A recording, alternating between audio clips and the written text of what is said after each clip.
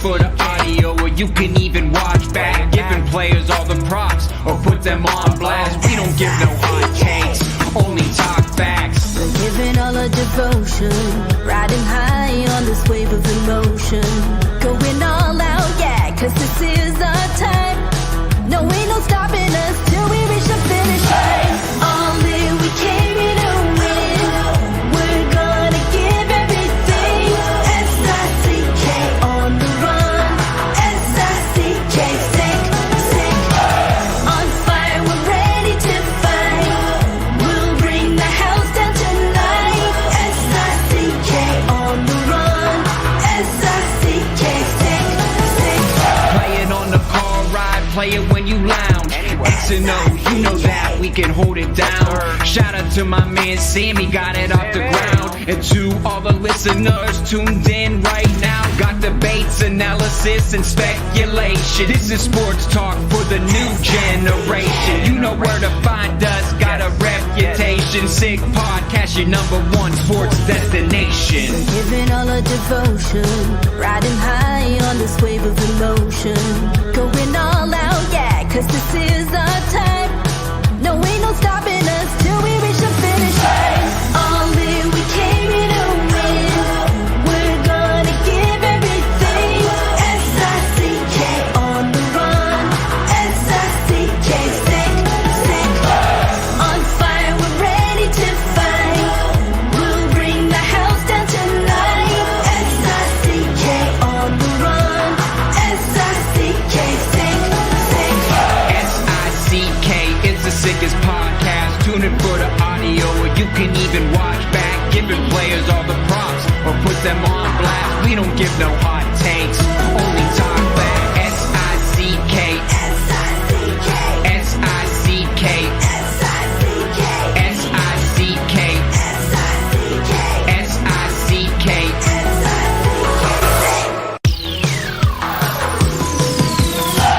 All in, we came here to win. We're gonna give everything. S-I-C-K on the run. S-I-C-K, sick, sick. S-I-C-K, it's the sickest podcast. Tune in for the audio, or you can even watch back. Giving players all the props, or put them on blast. We don't give no hot takes, only talk facts. We're giving all our devotion, riding high on this wave of emotion. Going all out, yeah, cause this is our time. No, ain't no stopping us till we reach the finish line. All in, we came here to win. We're gonna give everything. S-I-C-K on the run. S-I-C-K, sick, sick. On fire, we're ready to fight. We'll bring the house down tonight. S-I-C-K on the run. S-I-C-K, sick, sick. Playing on the car ride, play it when you lounge.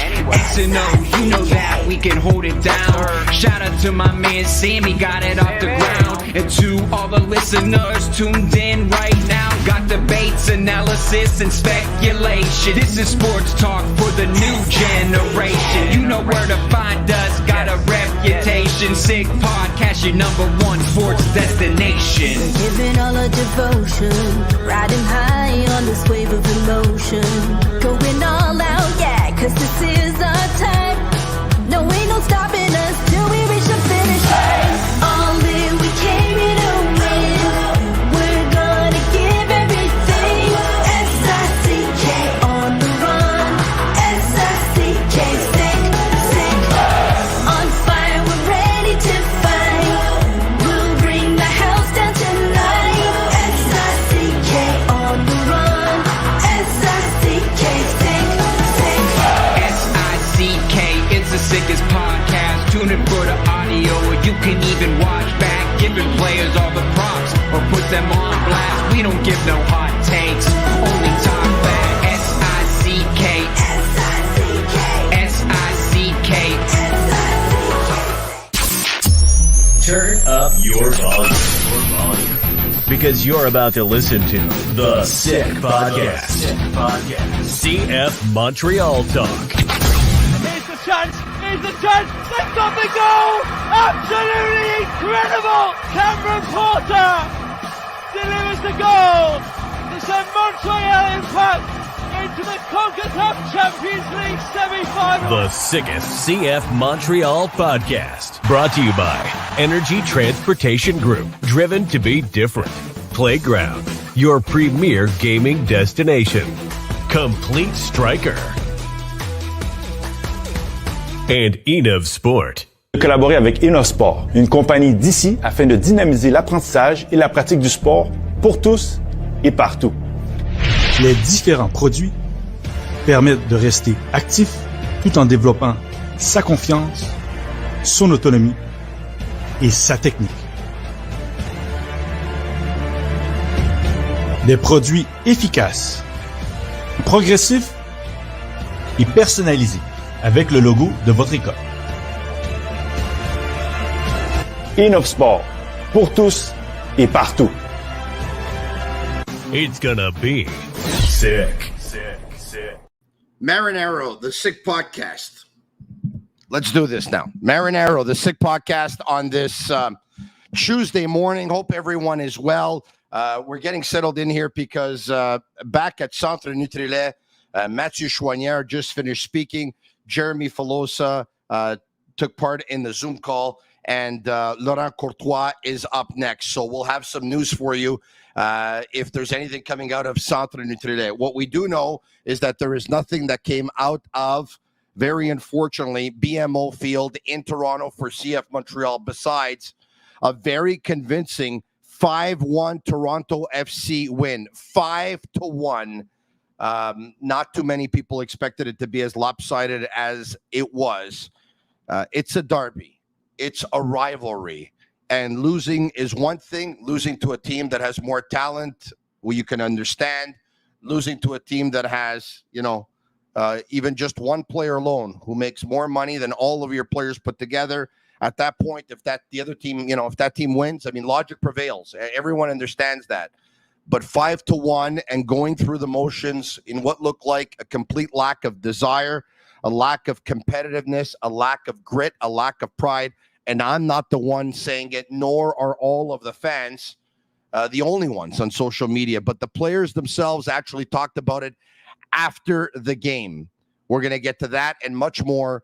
Two guys that have known that rivalry very, very well in the past between Montreal and Toronto. As a matter of fact, one of the two guys that are going to join me actually played for both those organizations, Montreal and Toronto. Of course, he's Ali Gerba, and also joining me is Patrice Bernier. Gentlemen, good morning.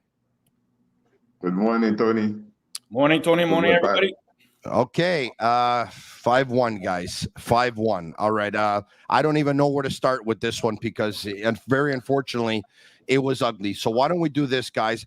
Let's start with the starting 11, and then we'll take a look at the timeline and the entire chain of events throughout the game. For Toronto, it was Johnson in goal. It was Gomez, Rosted, and Petretta in the three-man back line. It was Flores and Coelho in front of the D with Bernardeschi at right wing back, Spicer at left wing back, Insigne and Longstaff in behind, striker Owosu. And once again, there's a new position for Bernardeschi, the position of right back, which is a position that John Herdman asked. No c'è problema, mister. No c'è problema. All right, okay. Sirois for Montreal in goal. Waterman, Campbell, Alvarez, Choignard, and Piet in front of the back line with Rouen, a right wing back, Lassiter, a left wing back, Duke and Vilsaint in behind Ibrahim. And once again, a reminder that Opoku, Martinez, and Coccaro are injured. Opoku should be back, we'd hope, this week. We'll have to wait and see. For Toronto, they had a couple of players that were out, and a couple of one of which was Jonathan Osorio, of course. But anyway, gentlemen, 3-4-2-1 formation for both teams. Is there anything that stuck out in the Montreal formation for you, Pat? No, I think that's what we expected at the start, as if the forwards, of course, Toy's injured. All you mentioned, Coccaro, Martinez are injured. So left pretty much Ibrahim to be the lone striker. So in the 3-4-2-1 setup, I don't see anything that was going to stand out. Of course, we'll talk about the performance because I think that stood out most. But the starting lineup, I think everybody understands with all the injuries, this is what Laurent Courtois has to deal with. He doesn't have many cards to play with to be able to change a game. Sometimes we know Jules-Anthony Vilsain, not to disclose, but he had personal family stuff that he was coming back. So, yeah, it is what it is. But at the end of the day, there was no performance or a lack of performance against Toronto, which is one of the rare times I have seen Montreal look so disjointed and not be able to retaliate in the game. Not a very good front, but this is what it was. The starting lineup was as we see, and we'll see if there'll be some adjustments for the game on Wednesday against Forge, because it's a do or die game, even though they have away goal. Yeah. Ali, let's take a look at the timeline. And it was 19 minutes in, and it was already 3-0 for Toronto. As you see there, a goal by Longstaff, a goal by Bernardeschi with an absolute bullet, a goal alone by Owosu. To talk about there being openings would be an understatement. Bernardeschi scored his second at the 58-minute mark, and 1 minute later he scored his third to make it 5-0 Toronto. Sanusi Ibrahim gets CF Montreal's lone goal on an assist by Campbell. He goes in all alone and he places it in the corner. He makes no mistake. Okay, it's so easy to talk about negatives, so I'm going to get the positive out of the way right now. I've liked Sanusi Ibrahim in his last two games. I've been critical of him. There are times where I scratch my head, and I'm not so sure he's an MLS player. There's times where I scratch my head, and I think that there's players outside of the MLS, even some of which are in the CPL or in the even in the semi-pro, where sometimes I think that they could actually do better. But you take a look at the game versus Columbus. It's him who sent Souza in all alone for the penalty kick. He was fouled. It's him who feeds Lassiter on a beautiful feed coming down the right wing alone in the box, and Lassiter should have finished. It's him who finished his chance that he got on Saturday. Ali, I've liked Sanusi Ibrahim the last two games. There's my positive. I will tell you, the Sanusi, it's been impressive since even last year.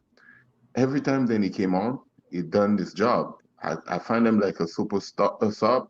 I don't see why they don't give him that opportunity enough, and they try to make a little bit believe on him. So for me, it's been very impressive. I've been maybe if physical form, I think then he can get better. But I think that every time then he came and show up. You know what? He scored. He created chances. So since last year, so he's just picked it up where he left it last year, because it's been a very important piece of the team.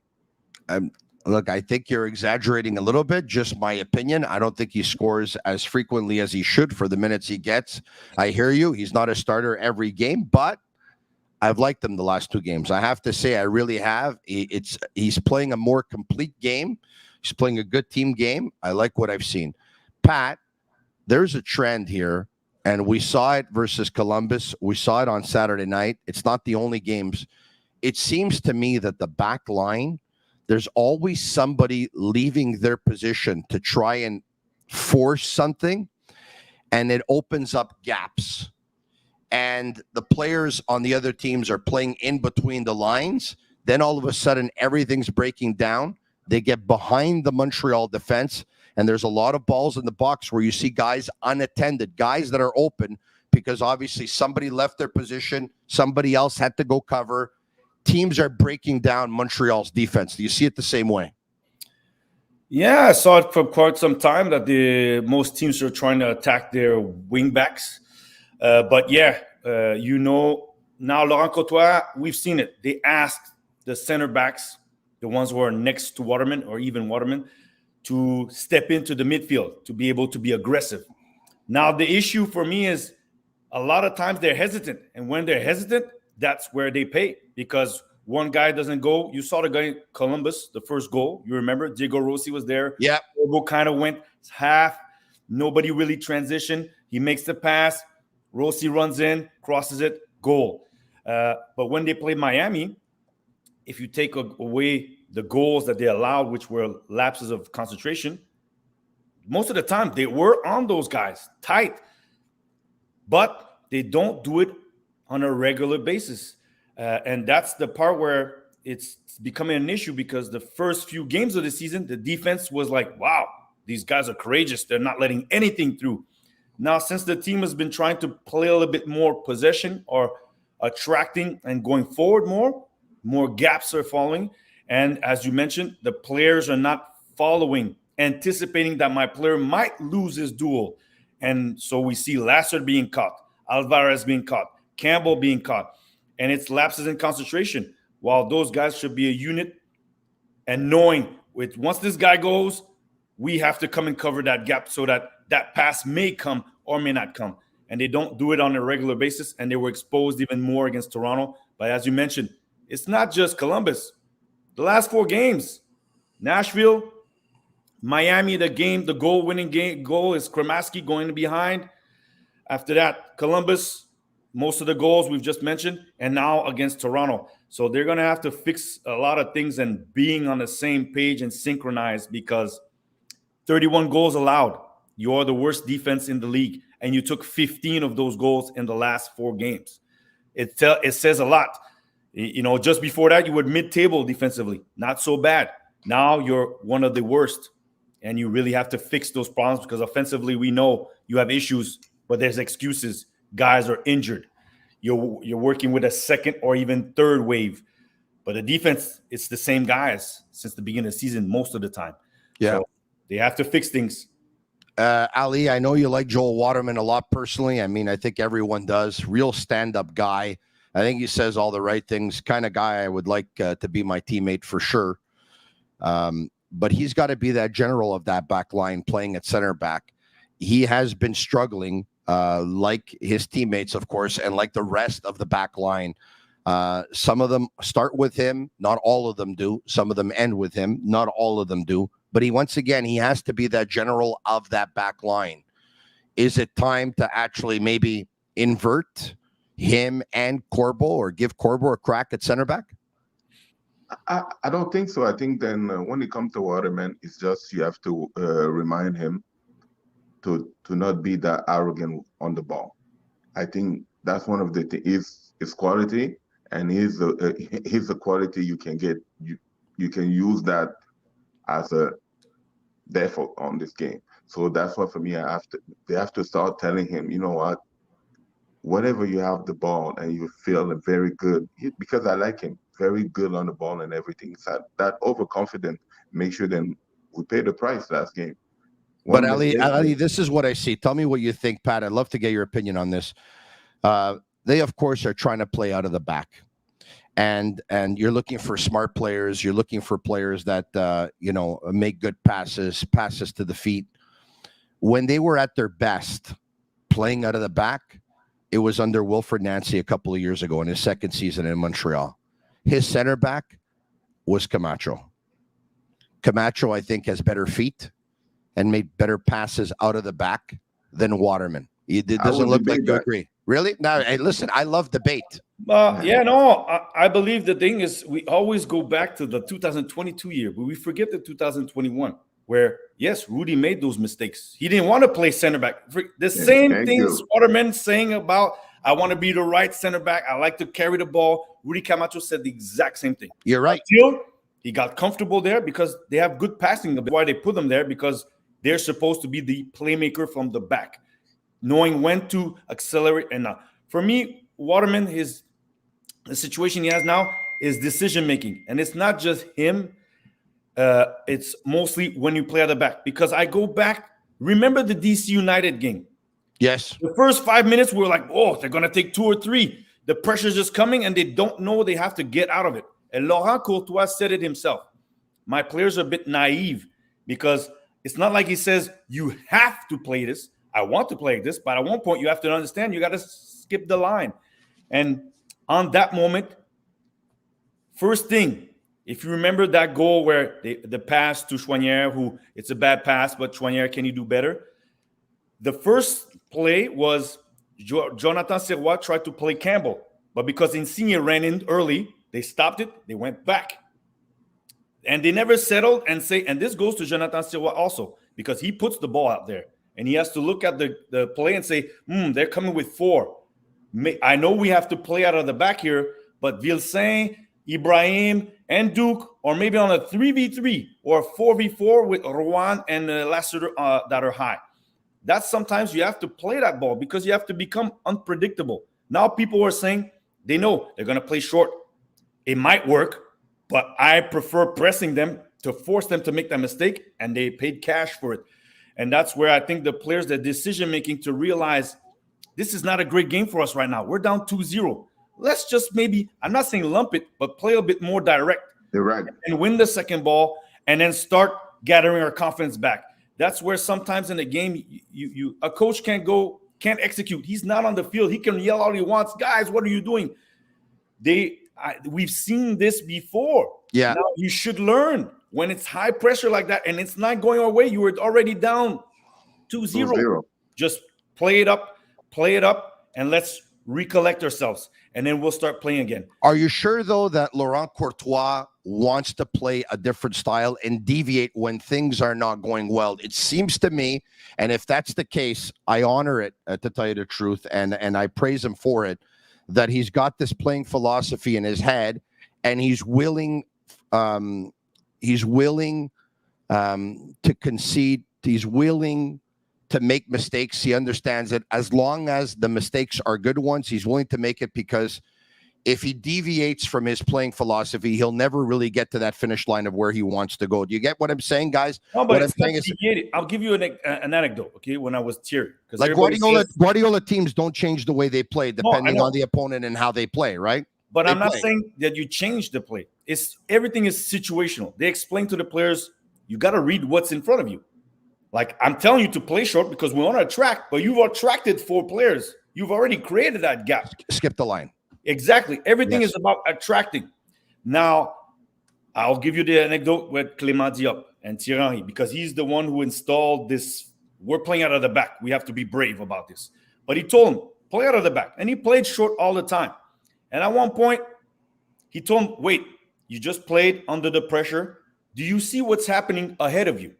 And the question was, Clément goes, yeah. Do you see Romel Kyoto? He's on 1v1 up top. Sometimes you got to play that ball once in a while just to show that you can do that. And it doesn't deviate to saying, I'm playing out of the back. If you look at Columbus. Correct. And Pat, if I can, what in turn happens is if the other team realizes that you will skip lines and play to a 1v1, at that point, they may end up backing up from time to time, giving you more space in the midfield. Exactly. Because at one point, they're going to say, man, they just played twice, and the guys went almost on breakaway. Hey, let's say we understand this is not Man City. You don't have Ederson who can hit the ball 3/4 of the field. But in every game, if you don't threaten the opposition to something new, they're going to go, this is what they do. I'm going to high press, I'm going to high press, I'm going to high press. And unless you're really, really, really the best at it, meaning Man City level, Barcelona top years level, even Columbus at one time, you see that they skip. It doesn't mean playing long. It just means a longer pass on the ground to somebody who's ahead, who's past that pressing.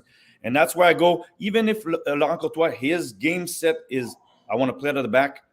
At one point, he says to them, guys, realize if they're coming with 5 guys, there may be some other guys free a bit further up the field. And it doesn't mean you have to do that all the time, but you have to make the other team respect that you can go direct and you can threaten them. So that's why I go, it's situational, but it doesn't mean that Laurent Courtois is not wanting to play from the back. Ali, they got picked apart on Longstaff's goal through the seams, that is.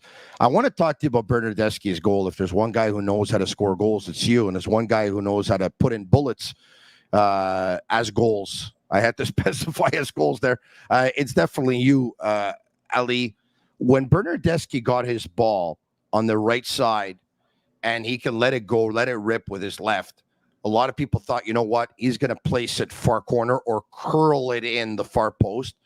He looked at Sirois, a little bit of a grin, bang, a rocket to the top of the net. Now, only you would know, and Sirois would know, and Bernardeschi would know how hard that ball was kicked and how fast it came. But I'm going to ask you the question anyway. seeing as it was not far corner, in your opinion, should Soroa get a hand on that one? First of all, the mistake doesn't come from him.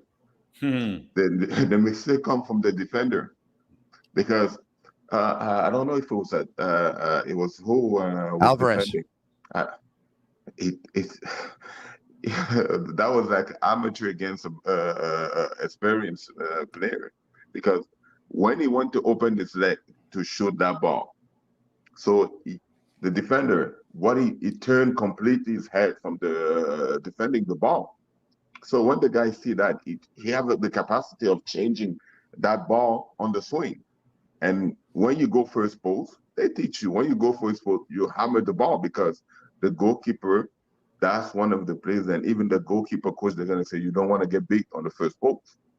And when they're beating you on the first post, that comes with a rocket. So my first mistake, starting by the defending, who did a poor job, because from there, I don't mind receiving that ball. I play defender. I don't mind receiving that ball, because it doesn't take that much space from that distance. Pardon me, so I don't know what came up. Yeah, go ahead. So when you leave that distance for the ball to pick up the speed, that's why it's more deadly. So I rather receive the ball than let that ball take that speed and give hard time to my goalkeeper. And second, the goalkeeper shouldn't be there to be able to hold that, at least to touch the ball. Yeah, Pat, your thoughts? I believe it's Alvarez. I want to go back and take a look at the goal. Lassiter, I think, yeah. Lassiter gets beat. Yeah. I saw it a few times, and at first I was like, man, he took too much time to get to Bernardeschi. And I understood, because you could see in the video, he sees that the other forward is running, so he stayed in the middle. Yeah, as a matter of fact, I have it here in front of me, guys. Piet makes his way to the Toronto player, who distributes a beautiful pass. A beautiful pass. Alvarez is in between Piet and Lassiter, and the ball goes behind Alvarez, behind Lassiter, and into Bernardeschi. And Lassiter, instead of running towards the ball and towards Bernardeschi, he's actually running towards his goal, and he's giving way too much time and way too much space, guys. Yeah, but that's the part. He played well. He looked, if you look closely, because he sees Owusu is free. He's cutting that passing lane for Bernardeschi. But that minute he cut that passing lane, he's got to start stepping towards him. But because if you follow the league, Bernardeschi is shoot first, ask questions after. Yeah, that's right. And the minute you go there, we understand everybody, if his favorite move is cutting inside and then shooting and rifling at second post. But he's got a great shot. He can shoot it. Anyway, and as somebody mentioned to me, if you saw the Saint Laurent game, he took the free kick, he shot it quick. He's able to do that. The minute he gave that room, you give that to Ali Gerba, you give that to any guy who has a type of shot like that, he's going to use it. Now, the goalie is maybe in between, because he's in the middle thinking, if he beats him and he goes second post, I got to be ready. And then, as they tell most players, when you're close to the goalie, shoot high, because it's difficult. It's the most difficult place. Shoot low, the goalie can get there. High, it goes to your face. You might hesitate, you might block. It's just at that moment, Lassiter should know that guy is probably going to shoot more often than try to pass it to Owusu. And he did a good job. He slowed it down. That means the other guys are coming back. And as you step, but gave too much time, too much room to a quality player like that with Bernardeschi. You're not, unless he misses his shot, that goal is going in. Yeah, is going in. Even if you say why is a bit closer, he may deflect it, but that goal is shot with power, high. I can't blame Silva. Can he do better? Probably. Yes. But the defender gave him way too much time to a quality player like that. You give that to Dennis Bouanga, you give that to any top player of this league. That's what they're going to try to do, and shoot high and with speed. Yakumakis, Cucho Hernandez, and the list goes on and on. We're going to get to Bernardeschi's second goal in a second. Before we do, the third one, of course, is Waterman, who's trying to play out of the back. The pass is picked off, and then one pass goes to Owusu, and he makes it 3-0. Bernardeschi's second goal. He's looking to cross the ball. He's looking for a head. The head doesn't come. Soroa's probably thinking there will be, and ends up making its way off the far post. Ali, I love Jonathan Soroa, Unfortunately for him, it's going to be. It has been difficult this year because once again, there's a lot of new players on the team. They are learning to play out of the back again with Courtois. They have been decimated with injuries. Having said that, we're seeing a Sirois who's not as sharp as he was a year ago. Not sure if the league has figured him out or he's just having some difficulties like some of his teammates. But that second goal from Bernardeschi on that one, you could do better? It's difficult because it half cross, half shot. So I take those shots a few times in the practice. So in the game too. So it's very difficult for the goalkeeper because you anticipate then the ball is gonna get away, but in the end of the day, that curve bring it back, or sometimes the forward might just touch it a little bit just to make you confused. So because the forward did the movement, so for him it was like very difficult to judge. At the same time, can he do better?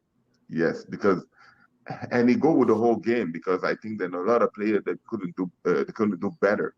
Not only him, because most of the time the situation in front of him they give the other opponent a big chance. So when you come to the good players, when you give them a good chance, they're gonna score. So for that, it was more than I judged well, or I was expecting my defender to be able to do something about it. But I can't really blame him on all those goals because they have nothing that you can do with Bernardeschi's shooting that way, and the second goal crossing that ball. Very difficult for the goalkeeper because they all tell you, Patrice will tell you, when they ask you to cross, because they have a two-way, or you somebody touch it, or nobody touch it, and it's still going to the goal. So yeah, guys, I want to play 3 clips after the game. One of them is Jonathan Sirois. 2 of them are Joel Waterman, and get your thoughts. Let's play them right now. Surtout contre un rival comme Toronto, commence à manquer un peu de fierté de votre côté depuis quelques matchs. Je pense que le mot parfait à utiliser, ce serait d'orgueil. Je pense que c'est évident avec la performance qu'on a livrée ce soir. On a manqué d'orgueil à 100%. Écoute, quand tu viens ici, dans un derby, puis tu commences un match comme on l'a fait, ou même, je dirais pendant presque l'entièreté de la performance, on joue avec l'état d'esprit qu'on a eu. Pour moi, c'est inacceptable. Je m'inclus là-dedans. Écoute, je dirais presque honteux. C'est dur à dire en ce moment. Mais on n'a pas le choix d'aller de l'avant maintenant. All right, there you have it. Joel Waterman. Teach intensity. You can't teach desire, and you can't teach competitiveness. So we're lacking in a lot of those areas, and I don't know why. If you can't get motivated for a game like this, I don't know, So it's definitely embarrassing, definitely something that we never want to live again. All right, there you have it. Do we have another one from Waterman? Comes down to a desire thing. For some reason, there's just not a fight right now within the team, and I don't know why. We haven't done, excuse my language, shit. So I don't know why there's the humility left. I don't know why the desire left and the compete level left. But, at the base of it, there has to be that before anything tactically, before any of the pretty football we want to play, before anything we want to do on the pitch. The desire and the compete level and the pressing and the chasing and the humility, for some reason, has gotten away, and we need to get back to it. We're going to get to Jeremy Filosa in about 4 or 5 minutes, guys. He was there at Olivier Renard's press conference last Friday with me, so I wanted to have Jeremy on to get his impressions. Before we let you go, I want to ask you, I definitely have an opinion on what I heard from Sirois and Waterman after the game, and the body language and the no compete and the lack of desire. And Sirois said, basically, where's the pride? I have an opinion on this. I can't wait to hear yours. Ali, what did you make of what the guy said after the game?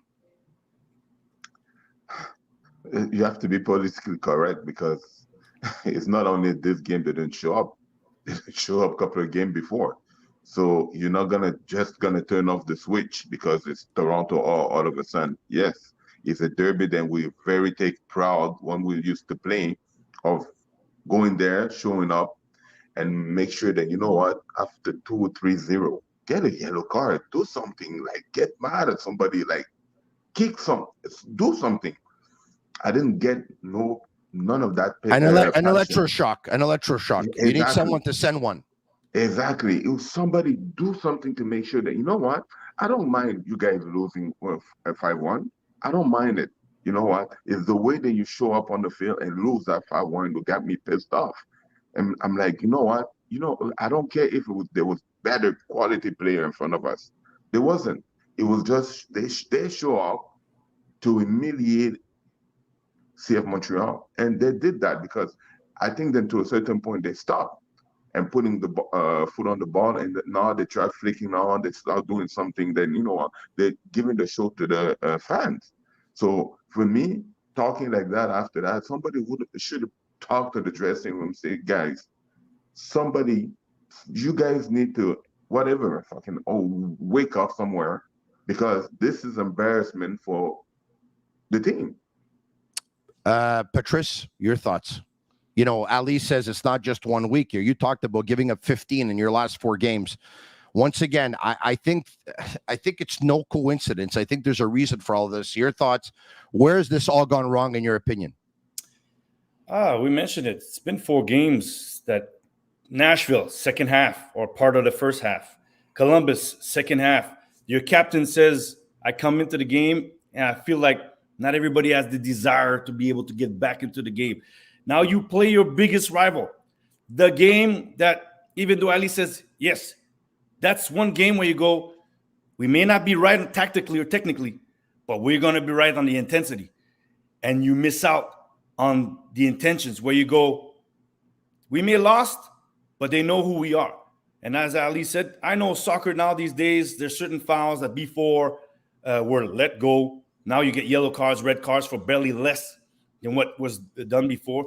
But there's ways to send messages. And people didn't like Suarez, Busquets, Messi getting to the referee. Back then, Michael Bradley, and so on. And yes, when I played Divayo, Nesta, Davy Arnaud, myself, there's ways for you to show the other team or to show your teammates, hey, let's go, guys. It's like a boxer. I'm in the ropes. I got knocked. I got to find a way to prevent this guy from giving me a TKO. So I have to find a way to get back in and slowly get back into the game. And this was one of the first games, if I remember correctly, most of these derby games where for the whole game, the team was like nowhere to be found. Okay, you guys are probably not going to agree with this because it's a pretty heavy opinion, but I'm going to say it anyway, okay? I've been going nuts now for about a month. Some would say I've been going nuts for about 22 years on air, radio, TV, and podcast, but I think it's about a month that I've kind of lost it here, okay? And I didn't like the fact that when the first transfer window closed and Opoku was hurt and Coccaro was hurt and Martinez was hurt, now we're going back a month, okay? I'm convinced that Renard, in his ideal world, would have loved to have added a player or two to help out his coach, to give him a lifeline, and to help out his team. And I thought that was a very bad message that they didn't. Now, they didn't.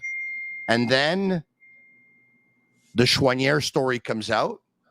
And then Gervais speaks to the media. And then Renard speaks to the media. And unless you're not the sharpest tool in the shed, and you're not the quickest one to think, I think it's become very apparent that the players realize that the way the organization is set up, the sporting director did not have carte blanche. And as Renard basically said, things changed when Gervais arrived. If I'm a player, and you guys have been, so you tell me, but now it's been exposed. Maybe there were doubts already, but now it's been exposed, and I've been basically told that even if the sporting director wants to add a player, or give a contract. He didn't have final say. Is it possible it discouraged the group? All of this, the last month, is it possible? No, I'm gonna go with Pat. Let me handle that.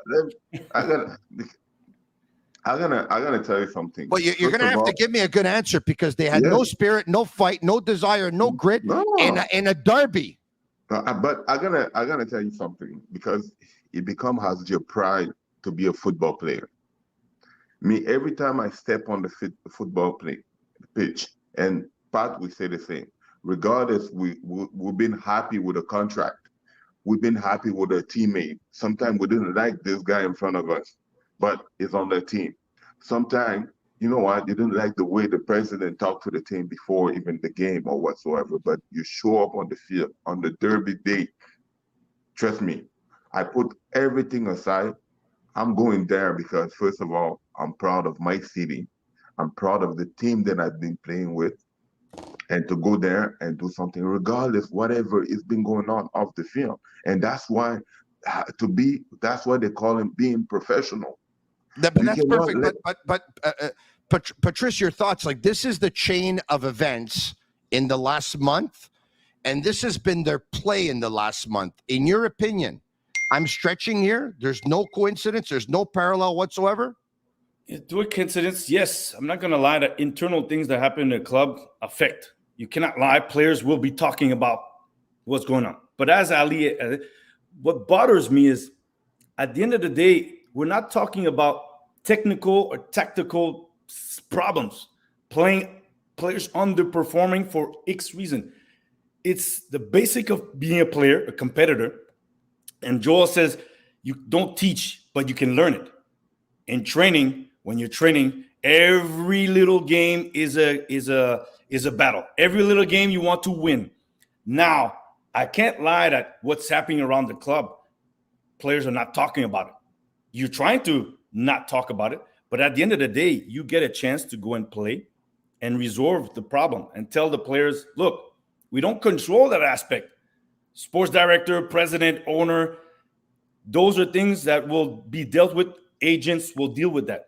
Now we have been not so great, and we have a chance against Toronto to go out there and perform and show who we really are. So I can't say that there's no parallel. Look, just look at Barcelona. They Xavi in, Xavi out, 24 hours in. It creates havoc into the club. It creates havoc into players to know, is my future going to be here in the long term? But in a short term, you still have to perform. And it's not the first time that I've seen or even lived where internally in the club, things are not great, but you still got to go win the game. I can give you an example. Actually, it's funny because it's 10 years that we win the Canadian Championship when I was there last time. Give me the example. I think Ali's got the example is. I think Ali's got to teach somebody how to score goals here. So he's got back a then coming up. Ali, we'll say goodbye to Ali. Yeah, and thank you, Ali. And we'll bring in Jeremy Filosa here. C'est la journée des grands retours, as Olivier Renard put it. Jeremy, welcome back. Yeah, I'm making an exception for you, by the way. Thank you. This is your rightful place, my friend, because the game of soccer locally and around the world is so much better when Jeremy Filosa is talking about it. But we'll just give Patrice an opportunity to finish off his point here. He was giving an example, and then we'll bring you in to talk about what happened today at training and what happened with Olivier Renard's presser. Go ahead, Patrice. I'll give you an example. 2014, we were poor. We sucked, okay? It's the worst season the club has had since MLS history. In its MLS history. But we were in Canadian Championship. And at the end, if you remember the game against Edmonton, there's the penalty at the end of the game and everything. And there was a lot going on because nobody knew at the time. Actually, there was rumors. We don't know if the coach is going to be staying. Things are going to be moving inside the club. But we still needed to go and win that game. Because, for one, we had a bad performance in Edmonton. And at the end of the day, we won 4-2 is on a penalty at the 96th minute.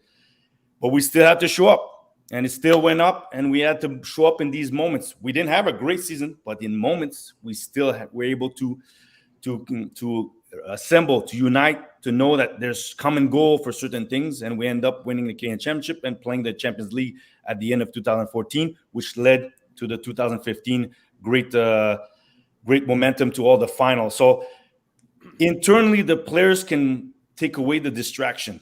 I'll go you back 2020. We all know there was an issue with Fernassi and the owner, but the players were able to make sure that, look, let's focus. We're playing for the coach, and let's go. And they end up having the best second half part of the season that the club has ever had, and finishing in the best position and have all the records.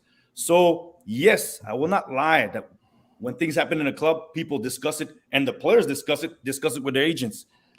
But there's a way that you can bounce out the noise, and then after that, go and perform and actually go get the results. I won't say it's emotionally, you're always going to have these parts, but you have to do your duty as a competitor and as a team to say, look, guys, we don't control these things.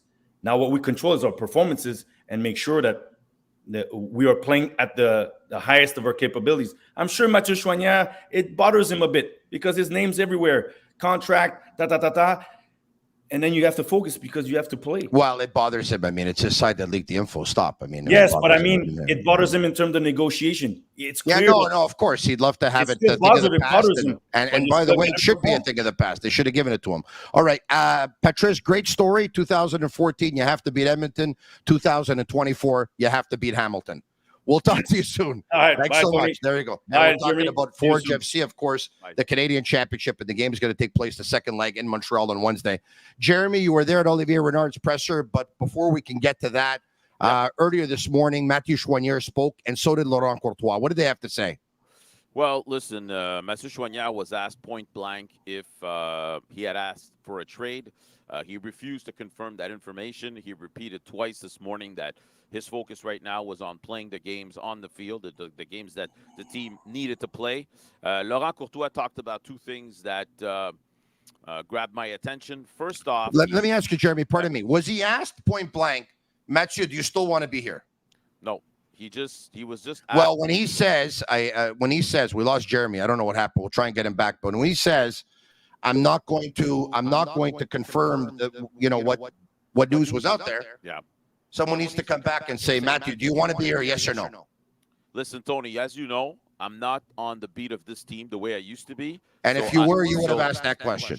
I would have asked it a month ago. Exactly. I would have asked a bunch of things like, what's going on with Corbo and whatever. But it's anyway. Okay. I'm doing what I need to do, what the station is asking me to do.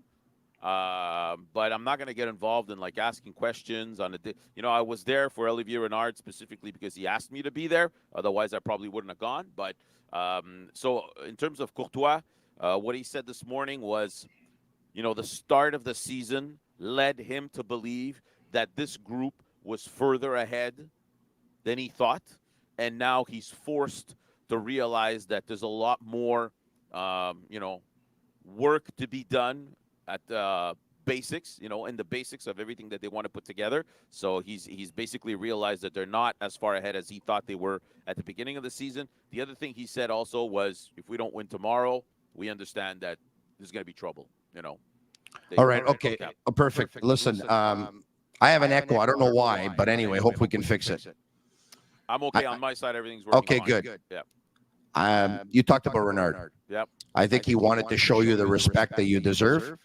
And that's probably why he wanted you to be there. His year-end scrum, of course. Okay. The scrum. Let's bring up the difference. Let's actually watch one clip at a time, and then we'll comment. We've chosen 5 or 6 clips. Shane, go ahead.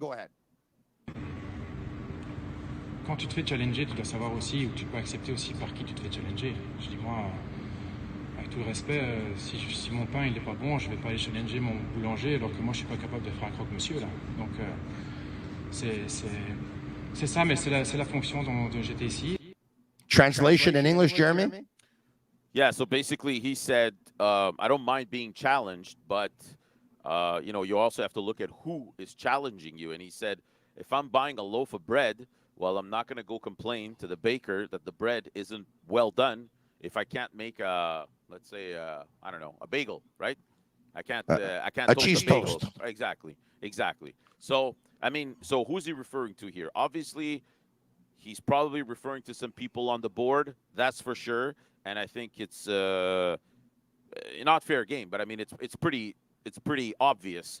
And obviously to Gabriel Gervais. Now, with all due respect to Gabriel Gervais, Gabriel knows soccer, right? He's played soccer. He can identify probably a player with the talent where he doesn't have the capabilities, according to me. And I remember having this conversation when he was first hired, and I asked him a technical question about the CBA, and I saw in his eyes that he didn't know what the heck I was talking about. And I said, I'll give him time, whatever. He's been away from the game for a long time. I don't know how much of that he's learned, but it's clear to me that if I have a final decision that I want made on a player or a contract, I want Olivier Renard or Vasily to take the final decision on that. I don't want anybody else in that organization. The guy I trust the most is Olivier Renard, and I think, this quote was extremely powerful in demonstrating what he thought of the capabilities of the other people within the organization to take this type of decision. Okay, so Olivier Renard has an opinion on a player, or give out a contract, any decision he makes. Gervais takes it, he brings it to the board. The board, never mind who the owners of the team are, it's Lucas Saputo, who was based out of Bologna, who brings it either to his father if he has to, or he takes the decision if he doesn't have to. Then he tells Gervais, and Gervais comes back, tells Renard. Renard can disagree all he wants. At the end of the day, Gervais says he has the final call. Listen, Tony, if you read between the lines, it sounds like he's saying, I spent my life in soccer, and it's not someone in Bologna who's doesn't know how to make a cheese toast that's going to tell me that my bread is no good. Well, listen, I mean, again, Bologna and how soccer works in Italy compared to here and the CBA, it has nothing to do. I mean, it's a completely different world. You need somebody to take decisions here that knows exactly every inch of the CBA, like we know Vasily does. I want him telling me yes or no, this is a good move. And then we're talking about Choinière here. We're not talking about, I could understand, if you're having a discussion about Lassiter or Bryce Duke. Are you bringing Bryce Duke? Maybe I say yes. Maybe I think he hasn't reached the ceiling. Maybe somebody else says no. That's debatable. But Choinière, at what, 600,000, he probably even would have taken 550, whatever. What are we talking about here? This is a disaster. It's the fact that he's a local player, the fact that he went to the All-Star game, the fact that he was your MVP last year. What are we talking about here? Is this for real? This, it doesn't make any sense, man. Listen, this is the way I read it, okay? I'm going to tell you the way I read it. And I got to tell you, Tony, I've tried to stay away from this team as much as possible this year, but with everything that's happened over the last 3 weeks, you have no idea the amount of messages, calls that I've received from people around the organization, around soccer, whatever. So I draw my own conclusions. When Kevin Gilmore was the president of this team, and we all know it was not a success, but there's one thing that he did well, because Joey did give him full power. Kevin did not get involved in the sporting side, all right? So they were allowed to work the way that they wanted to work, and it went well. We got to say it that way. When Joey relinquished powers to Kevin Gilmore, he also allowed the sporting side to work on their own. Something that was not true before. Because before Kevin Gilmore came, we know that Joey Saputo was extremely involved with Nick DeSantis on everything and all the decisions concerning the sporting side.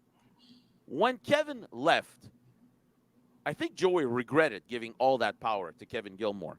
And he said, no, this was a bad move on my part.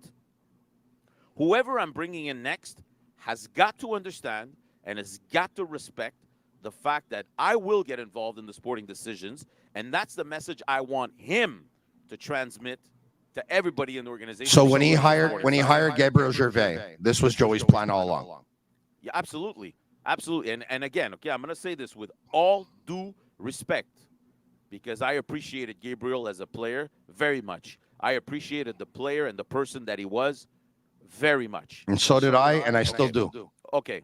But if Tony, you listen to what happened here and look at what happened here, it seems very clear to me that Olivier Renard was looking for Gabriel's support and he didn't get it. Exactly. Okay, and I'm going to go back now. When Gabriel Gervais was hired, okay, I had a talk with all of his former teammates, all of them. They were all very happy and willing to give a guy like Gabriel Gervais this opportunity, because for a lot of them, they said, we got one of our guys in now. Hopefully, something can happen. But I'm going to say to everybody now, what everybody told me back then, all those guys that played with him, they said, not sure he's going to be able to control Joey. Not control, work with him. He's not necessarily going to be able to challenge him. This is what many guys were afraid of, okay? Unfortunately, today, I think we reached a point where we can safely say that Joey has found a way to reintroduce himself and the board into the sporting side. And Olivier Renard... Well, the board, it's him and his son. I mean, his brother Lino Sr. and his brother Lino Jr. and his sister are not getting involved in soccer decisions. I mean, let's put the cards on the table here. So when Nick was there, Nick needed this job. Nick did not make millions of dollars when he was playing. Nick needs to work to put food on the table, right? So Nick took a lot of that for many years. And Nick was not willing to move to go work in soccer somewhere else because Montreal is home. Olivier Renard made his money. Doesn't need money. He made his money. Second of all, he knows very well that he's willing to pick up and leave, and a team is going to offer him this type of job. So he doesn't have that pressure to say, I absolutely have to stay here. He's happy here. He loves Montreal.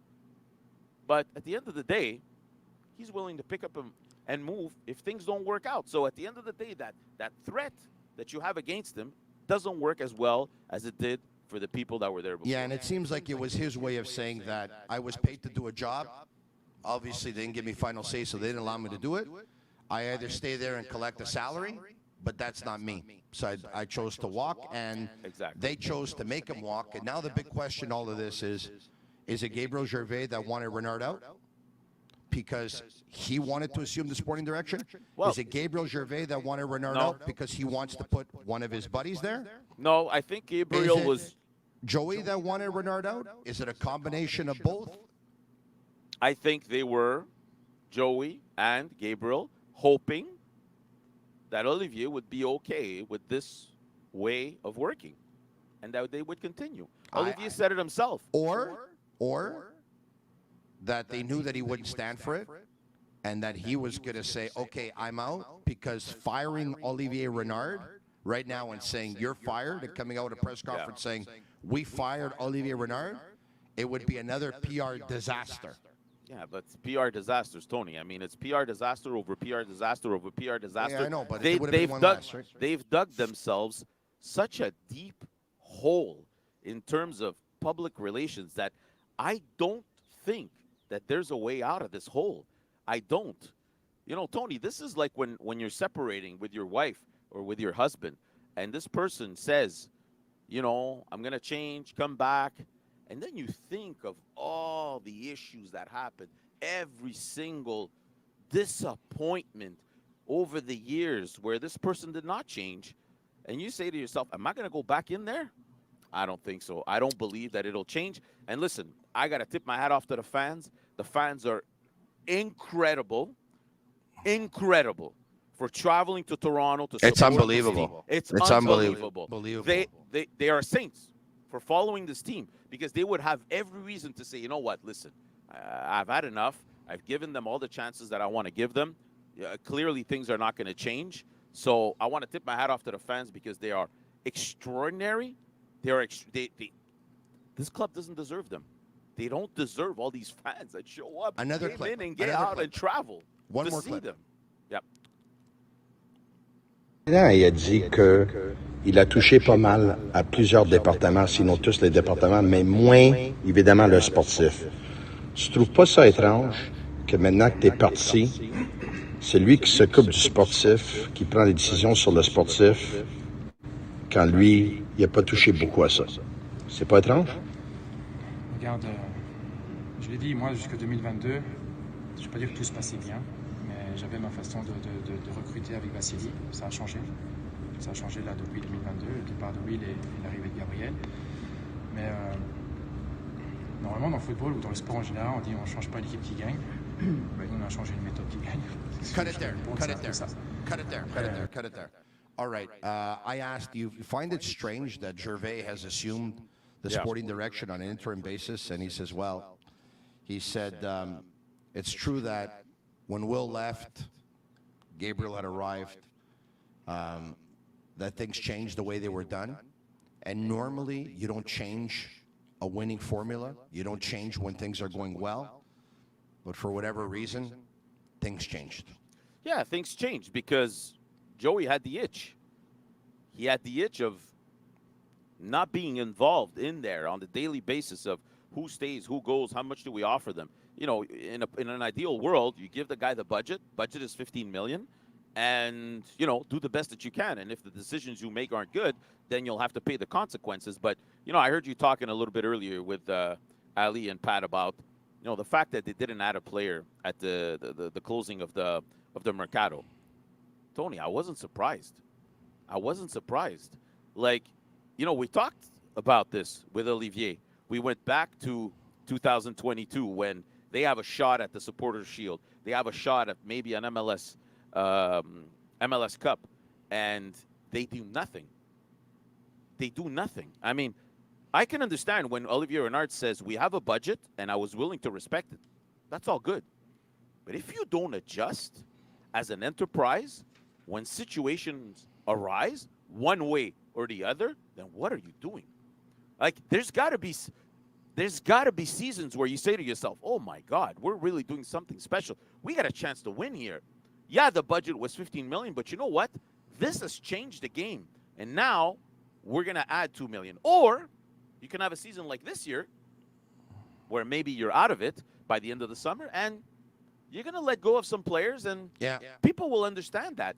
But you got to be flexible. It can't be, this is the budget, we don't budge. You knew right now you were going to be in trouble if you didn't make a move. The budget is a joke. Come on, they're second last in the league, but if you take a look at what they pay their U22 DP players, they're obviously last in the league, and they're last in the league by a lot, number one. Number two, once again, the ownership of this team, they're in the top 500 richest families in the world. I mean, this is, come on, it's not like there's a shortage of funds here. I mean, Tony, they can buy anyone at any time. This is not a problem, okay? You know what? I'm going to say something here, and I have no facts to support this. It's just a feeling that I get, and maybe I'm completely wrong, but sometimes I feel like there's vindictiveness behind this. Like, no, you're not getting another player. Like, it's enough. I get ripped into the media. I don't get collaboration from the governments. I get signs in the stands saying that I'm no good. No, I'm not adding any other players. It's not that I can't. It's that I don't really feel like it. I don't have that feeling that I want to give you this. It's unfortunate. And you guys, you're talking about like the players and how they respond. Look, we can speculate a lot. Someone threw this to me. Is it possible that they said no to every single thing that he wanted to do because they wanted him out because the plan was to put his son there? I mean, I don't know. Someone asked me that on the weekend. I have no idea. So we can speculate in 1,000 different directions if we want. But I'll tell you this: I think the spending is going to restart again. Think about this. Not impossible. There's a picture that has been painted now for everyone. Unless you were on planet Mars, it's been made clear to everyone that the way it works is that Joey's son, in collaboration with Joey, are calling the shots. So now that Renard is gone, and a lot of people are upset, and everyone knows what the chain of command is here, there's going to be the onus is going to be put on Joey, his son Luca. And do you think he's not going to give him a helping hand? Yeah, I mean, that's the first thing that you would think of is if you want to come out of this looking good and you want the fans to forgive you, well, you write a couple of checks. Yeah, and you write a couple of checks, and all of a sudden, you know, everything is hunky-dory once again. Buy a player or two in July. Yeah, not impossible. And then, you know, just like Hernan Lozada last year, who was probably wondering where the help was, all of a sudden now, you know, they got Martinez, they got Coccaro, and all of a sudden Courtois got a half-decent team to play with. I mean, not right now because of all the injuries, that being said. But, yeah, you want to make the next guy look better. And, yeah, it's not impossible that they make some moves on the open market, but they better hurry up because before the season is done with, because right now they have no soul. There's no soul. And look, I know Patrice and Ali disagreed with this, but no one's going to take it out of my head. The chain of events in the last month, not adding a player in the first window, the Chouanière talks leaked, and the parting of ways with Olivier Renard, I think the players are discouraged. Of course they are. Laurent Courtois looks like a man who lost his best friend, and he probably did. Yeah. He lost the biggest ally in the organization. He's trying to put on a brave face and trying to rally the troops because obviously he's the leader. But it looks like a very discouraged group of players. I understand what Ali and Patrice said. You have to be professional, you have to play, but basically, if you don't have a lot of confidence in the way the team is being run, you take any organization, any job, if you don't have a lot of confidence in the way it's being run, yeah, you got professional pride. You're going to step up. But there's some days where you might just think, it's a lost hope over here. Right? And well, I think that's what's going on right now. Tony, have you ever worked for an employer where you lost hope? Yeah.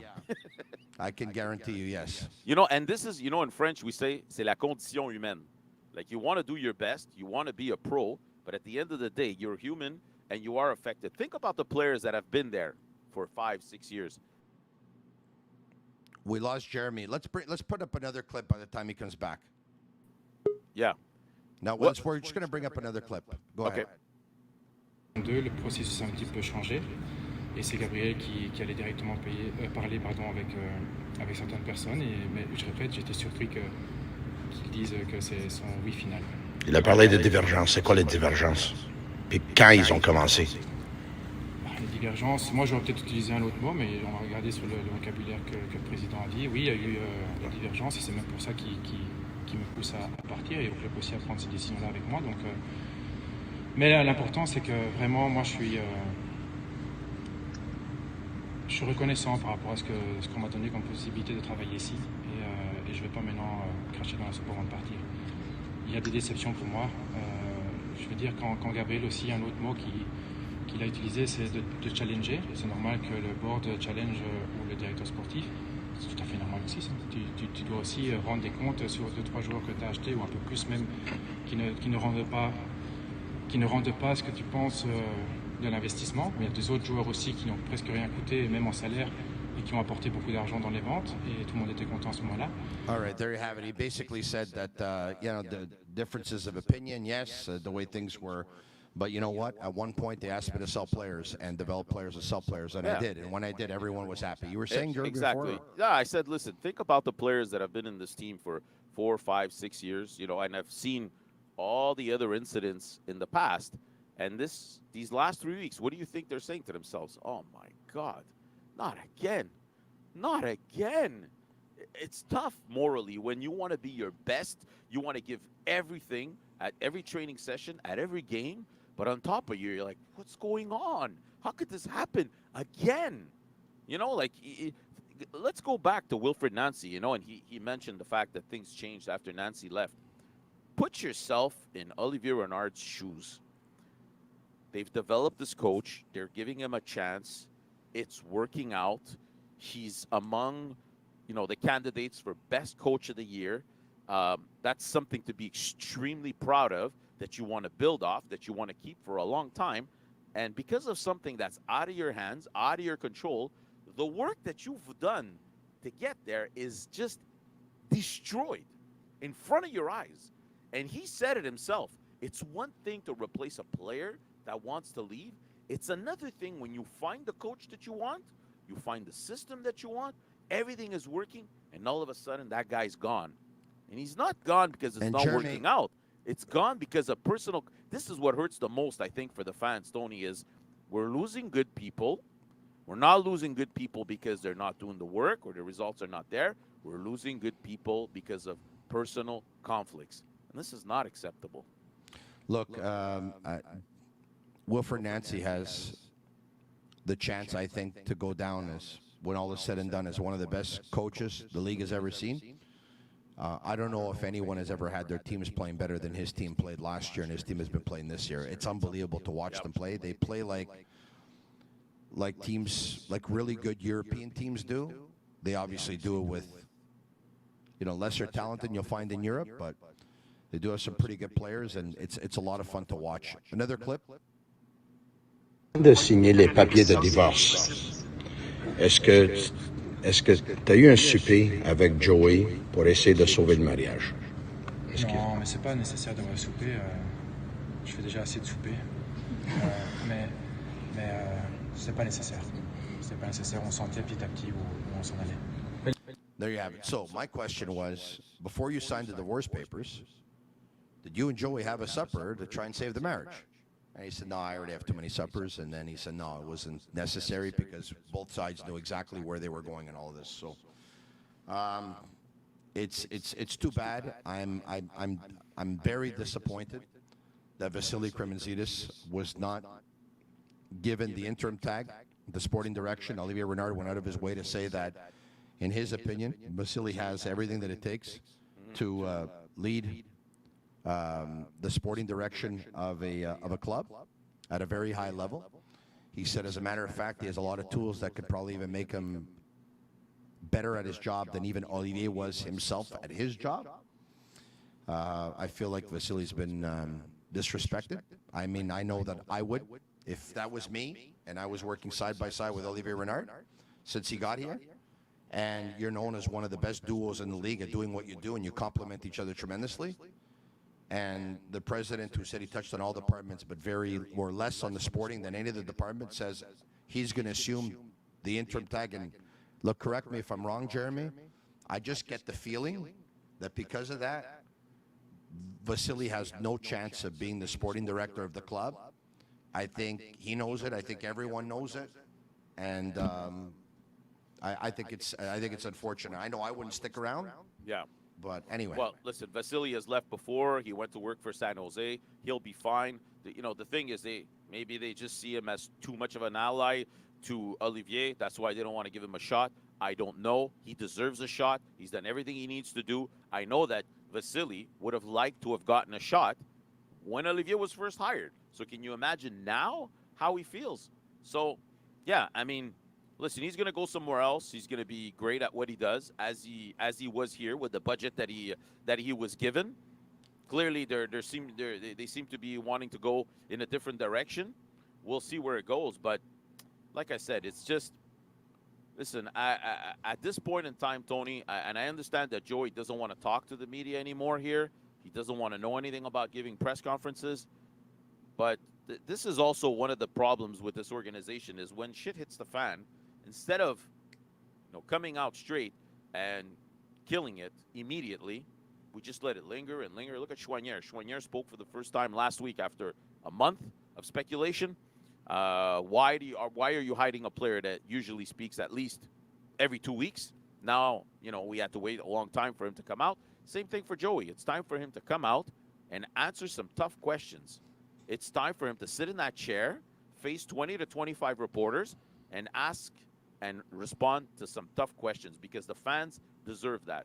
They go into their pockets, they take money to go to the games, to support the team, and every once in a while, I'm not saying you got to come out every day, but I'm saying twice a year, you need to come out and have a meeting, just like Jeff Molson Joey does. Saputo, by the way, is in the news because his coach, who did a fantastic job with Bologna this year, they're going to Champions League. I'm talking about Thiago Motta, has received a contract offer from Juventus, a 3-year deal.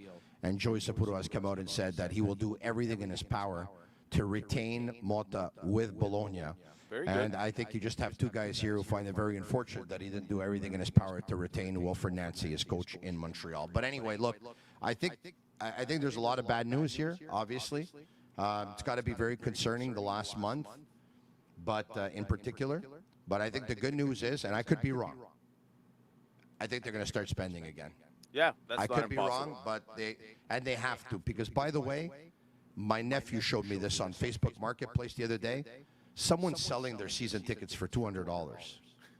Well, yeah, that's going to Tickets be are an going issue. for $13 and $15 per game now. Yeah, but we knew, Tony, we knew this was going to happen because with the amount of season tickets that were sold solely for the presence of Messi, you knew that, especially on weekdays, people were going to try and sell their tickets, and you would have an overabundance of tickets. So last week, for the game against Columbus Crew, against Wilfred Nancy and Columbus Crew, people were selling their tickets for $7. So listen, it's not what you want as an organization, but this is a great opportunity for parents that are listening to us, that are sports fans or want to take their kids out for a night, don't have a huge budget.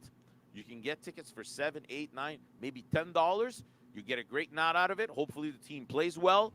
And, yeah, just take advantage of that, because that's what it's going to be midweek this year for the rest of the season, especially if the team keeps losing the way they are right now. They better hope that they beat Forge FC tomorrow. Oh, my God, yeah. Because if they lose, it's going to get worse. Yep, I agree. Jeremy, I told you this before. I'm going to tell you again. Welcome back. Or I don't know. This was only for you, only for today, right? Because I was there on Friday. I'm not going back into this, man. I'm not. Take care. I'm going to try and change your mind. No. We had a technical issue today. There was an echo that we tried to fix, but unfortunately we could not get to the bottom of it. So I apologize. Hopefully that you'll be able to make out what was said. If not, I'm going to be pretty disappointed. All right. We'll talk to you soon. Take care. Bye.